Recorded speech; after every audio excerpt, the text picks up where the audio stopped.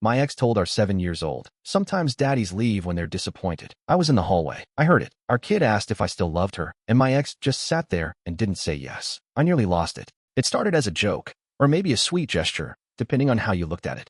For my birthday, my best friend Eric gave me one of those Ancestry DNA kits. You're always talking about sea creatures and coral genetics, he'd said with a grin. Figured it was time you looked at your own DNA for once. My name is Caleb. I'm 39 years old and live in a small coastal town near Bar Harbor, Maine. I work as a marine biologist for the local Conservation Institute, and my world revolves around two things: ocean life and my 7-year-old daughter, Mira. I thought it'd be fun to get Mira involved, too. She loved puzzles and stories, so the idea of exploring our family tree together felt like a bonding activity. I ordered a second kit, and we both spat into our respective tubes at the kitchen table one rainy Saturday morning, giggling the whole time. Do you think we'll find out we're descended from pirates? Mira asked, swinging her legs beneath the chair. Only if they liked broccoli and bedtime, I said, ruffling her hair. A few weeks later, the email arrived with our results. I was sipping coffee on the back porch while Mira chased the neighbor's cat across the yard. I opened mine first. Nothing too surprising. Mostly Irish and Scandinavian, a sprinkle of Eastern European. A couple of distant relatives I didn't recognize popped up. I clicked around for a bit, fascinated by the migration maps and health traits. Then I opened Myra's and froze. Her profile came up like mine had, but instead of showing me as a parent match, it just said, "No immediate family connections found." At first, I thought maybe I'd made a mistake. Maybe I hadn't properly linked our accounts. I refreshed the page. Nothing changed. I clicked into the DNA relatives section. Still no sign of me. I sat there staring at the screen, heart suddenly pounding like I'd run a marathon. No connection. 0% shared DNA. I told myself it was a lab error. Had to be. Maybe they'd mislabeled the tubes. Maybe Mira hadn't swabbed properly. I even laughed a little, a short, tense sound that made the hairs on my arms stand up. But that night, after putting Mira to bed, I lay awake staring at the ceiling. What if it wasn't a mistake? I grabbed my phone and reread the results. I checked the submission dates, the kit numbers, the email confirmations. Everything matched. Still, I told myself to let it go. But I didn't. And that's when the sleepless nights began. I lasted 5 more days before I broke. The sleep deprivation didn't help. I'd lie awake for hours, staring at the results on my phone, reading Reddit threads about lab errors and false negatives, trying to convince myself that this was all just some technical glitch. But no matter how deep I dove into forums or FAQ pages, the same truth kept staring back at me. I shared no DNA with the little girl I'd raised for 7 years. One evening, after Mira had fallen asleep in front of Moana, I went to the kitchen to pour a glass of water and found Naomi flipping through an art catalog at the table. "Hey," I said, my voice hoarse. She looked up and smiled. "Hey, you okay? You look tired." I sat down across from her and stared at my hands for a second. Then I said it. "I got the DNA results back. From that Ancestry kit." She tilted her head. "Oh yeah? What did it say? Viking royalty?" She chuckled and reached for her tea. "It said Mira and I share no DNA." Naomi froze mid-sip. I watched her, hoping she'd say something like, "That's crazy, it has to be a mistake," or even just a confused, "What?" But she didn't. She put the mug down slowly and didn't look me in the eye. "I think maybe there was a mix-up," I added, trying to keep my tone casual. "Could be a lab error, right?" She let out a small breath. "Those things are junk, Caleb. You know that. They're not real science." I leaned forward. "It's not junk. It matched me to a second cousin I haven't seen since college. The data's accurate." Naomi laughed, a short, forced sound. "Come on, really? You're going to believe some spit test over your own daughter?" "Naomi," I said softly, "don't." She looked at me then, and her eyes welled up almost instantly. "Please don't do this," she whispered. I waited. She wiped her cheek and whispered, "Myra's not yours. Biologically. She's not yours." The words hit me like a gut punch. I sat back in the chair, stunned. "I was going to tell you," she said quickly. "I wanted to, so many times. But then you loved her. You raised her. You were so good to her." I was scared. Scared I'd leave. I finished for her. She nodded, tears spilling over now. "Yes." My hands felt numb. My chest hollow. "You told me you were divorced 2 years before we met." I was. Mira was just a baby then. Jonas and I split when I was still nursing. He didn't want anything to do with us. He left. "And you decided to pretend I was her dad?" "No," she said desperately. "I decided you were her dad. You are. Everything Mira knows, everything she is, that's because of you." I couldn't speak. I stood slowly and walked toward the sink, staring out the window like I might find answers in the dark yard. She sobbed behind me. "I'm so sorry, Caleb. I couldn't lose you." But I wasn't listening anymore. I was already gone. I drove around aimlessly for a while that night, hands shaking on the steering wheel, mind stuck in a loop of every moment I'd ever had with Mira. Her first steps. The time she ate sand at the beach and cried because it tasted like burnt cereal. The way she'd run down the driveway yelling "Dad" when I came home from work. All of it. Every memory. And now I didn't know what any of it meant. Eventually, I ended up at the old lighthouse on the bluff. It was a spot I used to take Mira when she was little. She loved the spiral stairs and the way the waves crashed below like thunder. But tonight it was quiet. Just me and the salt air. I sat on a bench and tried to breathe, but my chest felt hollow, like someone had scooped me out from the inside. I wasn't her biological father. I kept repeating the words in my head, trying to make sense of them, trying to understand how something so small, a few lines on a DNA result, could make everything unravel. But it wasn't just the DNA. It was the lie. The years of being told, without words, that I was her dad. No asterisk. No secret clause. How do you look at a child you've loved like your own and not wonder now if it was all based on someone else's decision? I pulled out my phone. There were 3 texts from Naomi. Please come home. We'll talk. I didn't do this to hurt you. Mira loves you. That hasn't changed. I didn't reply. Instead, I opened my photo app and scrolled through the years. Mira in her mermaid Halloween costume. Mira at the aquarium, face pressed to the glass watching the jellyfish. Mira asleep on my chest, drooling into my t-shirt. God, I love that kid. But right now, all I could feel was the betrayal, Naomi's betrayal, and it drowned out everything else. I stayed at the lighthouse until sunrise. Then I drove home, changed quietly, and made Mira pancakes like it was just another Saturday, because I didn't know what else to do. I didn't say anything to Mira. Not yet. Whatever was happening between Naomi and me, I didn't want it touching Mira. She didn't ask for this. She didn't know there was a bomb ticking just beneath the surface of her little world. So, I smiled when I packed her lunch. I laughed when she asked if raccoons had belly buttons. I did my best to be her dad, just like always. But Naomi, she changed.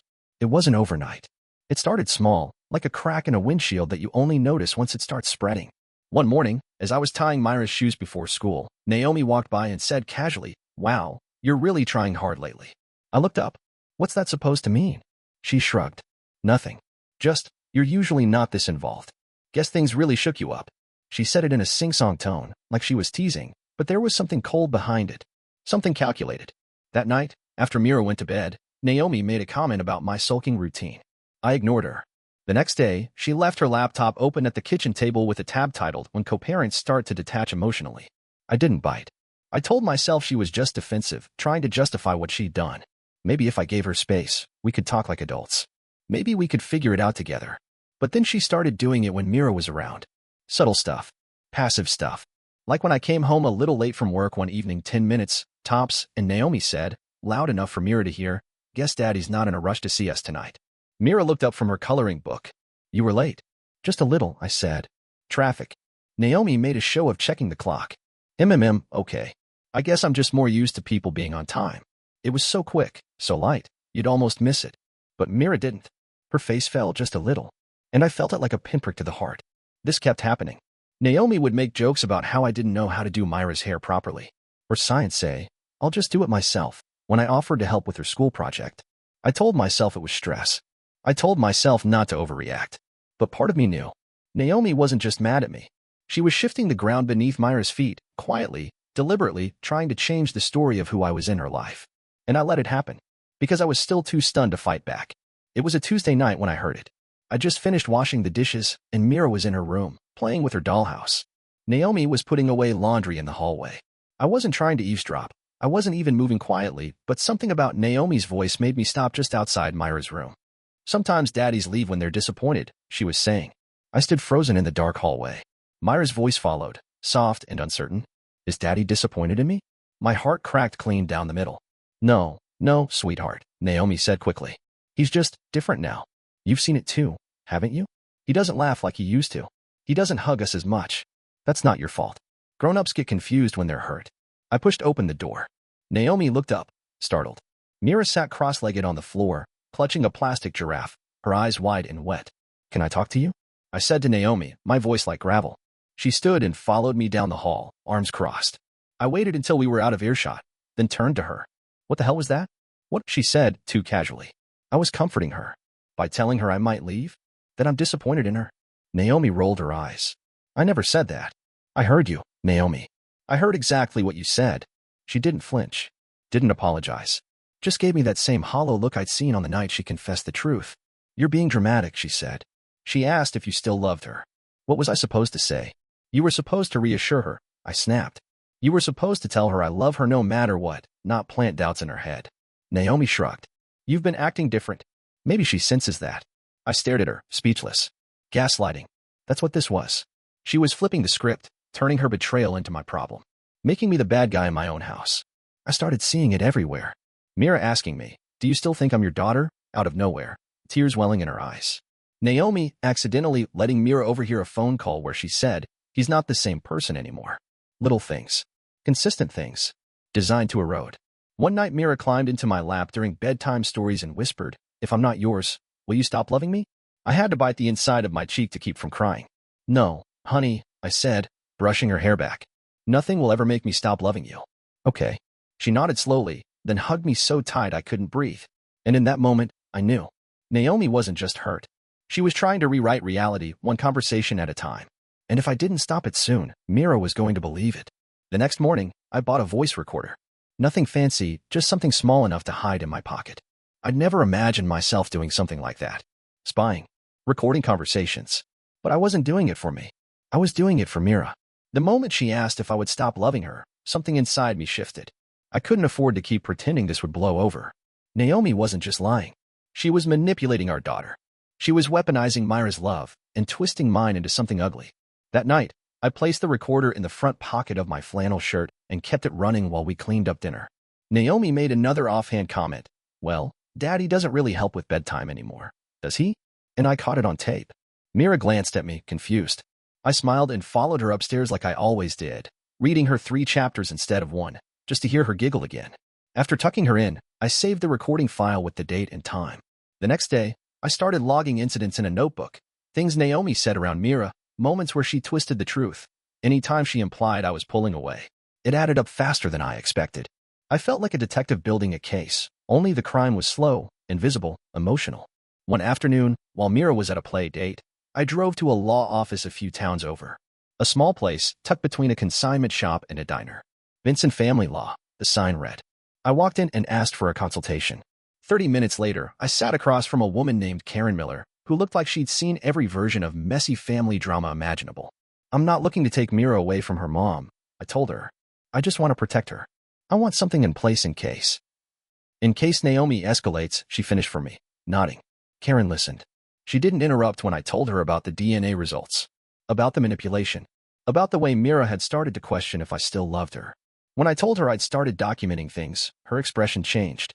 Good, she said. Keep doing that. Keep records. Voice memos, texts, anything relevant. And we'll be ready when the time comes. The next few days, I dug deeper. I started looking into Naomi's past. Not just the things she'd told me, but the things she never mentioned. Old court records. A few names she dropped years ago, in passing. I wasn't sure what I was looking for. But in my gut, I knew there was more. More lies. More secrets. And I wasn't going to stop until I uncovered all of it. The private investigator's name was Greg Monahan. Mid-50s, clean-shaven. The kind of guy who looked like he probably grilled a mean steak and never lost his keys. He'd come recommended by Karen, the family lawyer, and the minute we sat down in his office, he got straight to the point. What exactly are you hoping to find out? I didn't sugarcoat it. I think Naomi's hiding something. I don't know what, but I need to understand who she really is, especially before we end up in court over custody. He nodded like he'd heard this 1,000 times. It took Greg less than 2 weeks. He called me on a Friday afternoon and told me to come in. When I got there, he slid a thin manila folder across his desk. You were right, he said. There's a lot.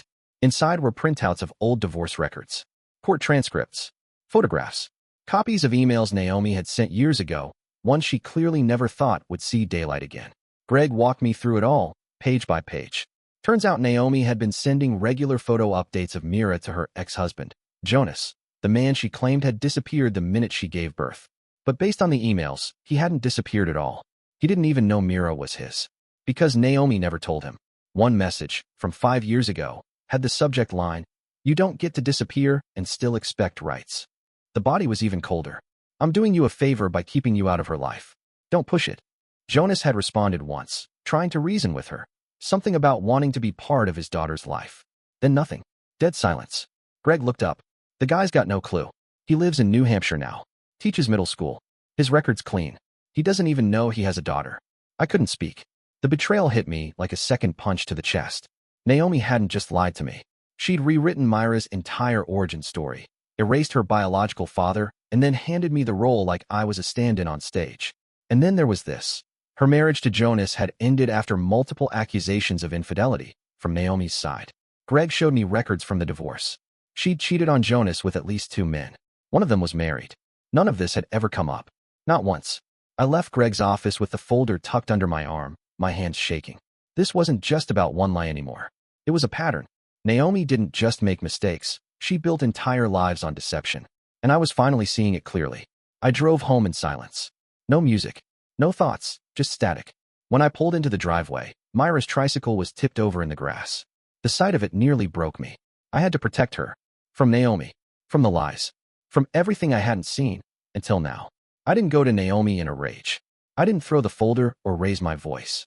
I waited until Mira was at her friend's house for a sleepover, and then I asked Naomi to sit down at the dining table. She crossed her arms like it was a negotiation. What's this about now? I slid the folder toward her. I know about Jonas. About the photos. The emails. For a moment, she didn't move. Then she flipped it open, casually, too casually, like she didn't care. Her eyes skimmed the first page, then the second. Her smile vanished. You've been spying on me, she said coldly. I hired someone, I replied. Because the person I trusted turned out to be someone I never really knew. She laughed, sharp, bitter. Oh, please. Don't act like you're the victim. Naomi, I said, steady now. You lied to me. You lied to Jonas.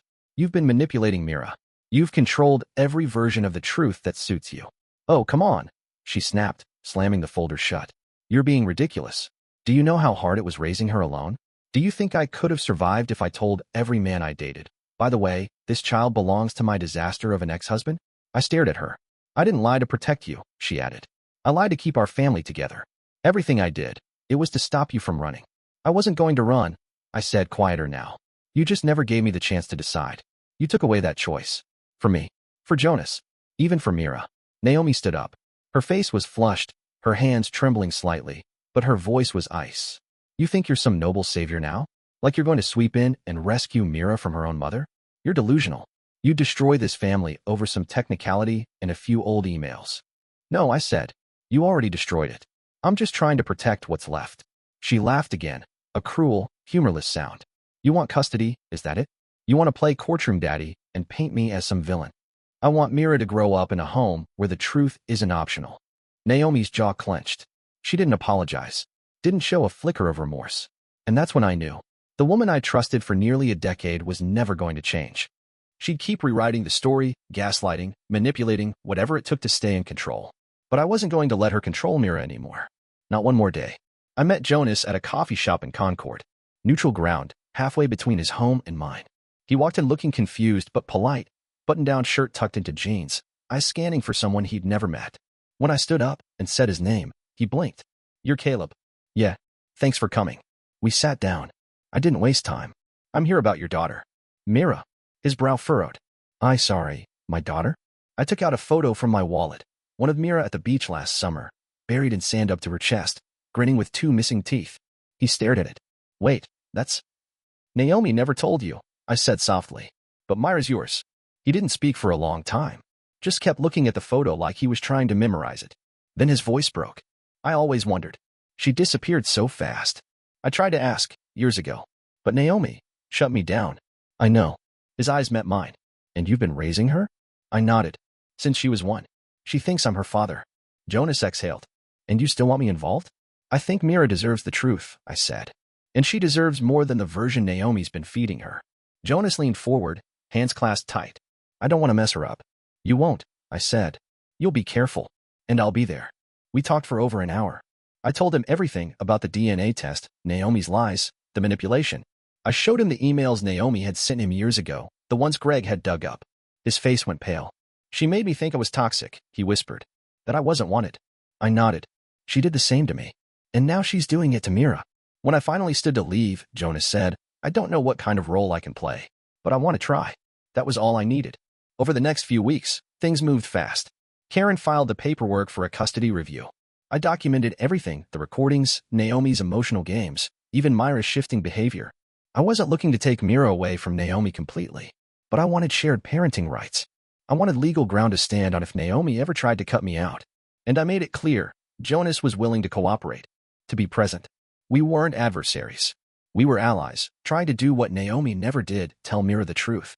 Naomi, of course, didn't take it well. The moment she was served, she stormed into the house, screaming about betrayal and custody battles, and "You'll regret this, Caleb." But I didn't flinch. I had a plan. I had support.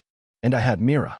One morning, after a court mediation session, Mira and I sat at the lighthouse, the same bench where I'd once felt completely alone. This time, she leaned against me, our legs swinging off the edge. "Are you okay, Daddy?" she asked quietly. I nodded. "Yeah, kiddo. I am." And together, we watched the sunrise.